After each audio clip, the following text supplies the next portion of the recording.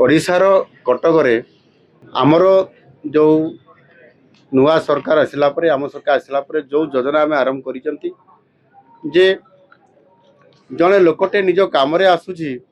जिते कम आसूची जिते सदर महकुमा को से विभिन्न समय ये ऑफिस रु से ऑफिस को से ऑफिस रु आ गोटे ऑफिस को जाइए सब जिन जिते से ओके कर गोटे सर्टिफिकेट हासिल कर कि गोटे तार कामटी सफल हासिल कर बहुत समय लगुला एवं बहुत दिन भी लगुला और हैरान भी होता से परिप्रेक्षी रे जो प्रशासन संस्कार आनिबार योजना आम रखिलु ता भितरे आमे जे गोटे छात तले गोटे कैंपस भितरे जड़े अप्लाई करने आरंभ कर सर्टिफिकेट बाहर पर्यंत कामटी अप्लाई कला ठारू सफल है पर्यंत से गोटे प्रिमिसेस भितरे गोटे कैंपस भितरे केमिति पाई परिबो एवं गोटे जगह आ गोटे को जीव सहज हम एता सुनिश्चित करने आम गोटे छात तले से जिलापाल ऑफिस सहित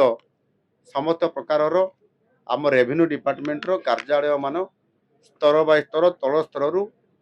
से पूरा जिलापाल कार्यालय पर्यंत एवं कटक जो सुविधा अच्छी आरडीसी हेडक्वार्टर ये अच्छी से कारण आरडीसी लेवल पर्यंत समस्त कार्य को आ जिलापाल कार्यालय जो कैंपस रे हेबो गोटे तहसील ऑफिस रु जिलापाल पर्यंत सबु प्रकार ऑफिस करिबा तहसील ऑफिस एवं सब रजिस्टर ऑफिस पाई मध्य आज सेति पाई स्वतंत्र भाव रे यार भित्ति प्रस्तर स्थापना करागला 18 कोटी रु ऊर्ध्व टंका रे कार्यक्रम करा जिवो एवं प्राय एक वर्ष मध्य रे याकू कंप्लीट करिया पाई आज संपूर्ण भाव रे ए प्रकार नीतिगत निष्पत्ति निया जाइछि ता सहित मध्य आमर ये जो प्रदक्षिण गृह स्पेशल सर्किट हाउस रो मध्य आउ गोटे सर्किट हाउस रो भित्ति प्रस्तर नुआ आनेक्स बिल्डिंग जोटा कहा हाँ अर्थात संप्रसारण ताको रखा जिवो ये बिल्डिंग टे 5 महला विशिष्ट होबो एवं सेतिरे 20,175 वर्ग मीटर जगार ये बिल्डिंग छिड़ा होबो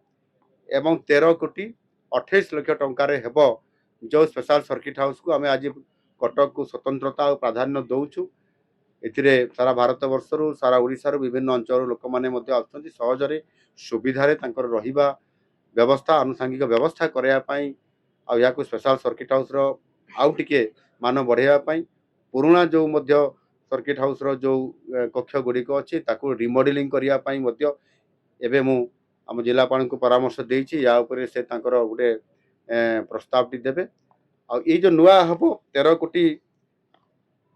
रु अधिक टंकार 28 लाख टंका 13 कोटी 28 लाख टंकार 5 महला विशिष्ट यह निश्चित भाव रे गोटे कॉर्पोरेट स्टाइल रे करिया पई मध्य मु तांको परामर्श दउछि जे एथिरे अति भलो अकोमोडेशन करी करी आमे देवार व्यवस्था यह द्वारा कटक को प्राधान्य देबा कटक रो प्रत्येक कार्यक्रम को प्राधान्य देबा कटकिया लोकन को तांकर सुविधा तांकर हक को समान को